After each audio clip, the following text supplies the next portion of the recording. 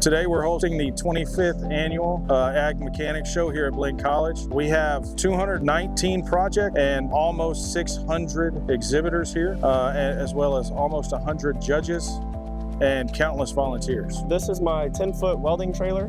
If you look at it and you go around the trailer, you're gonna realize it has a unique design.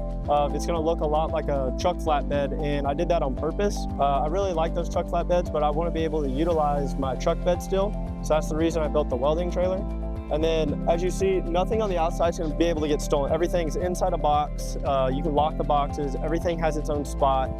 And it's one of the real unique designs on it, along with the 181 lights on the trailer. Most of these kids that are out here taking the time to draw up and figure out what their project is going to cost, what they're going to build it out of, then take the time to fabricate it. And some of these projects have well over 1,000 hours in them.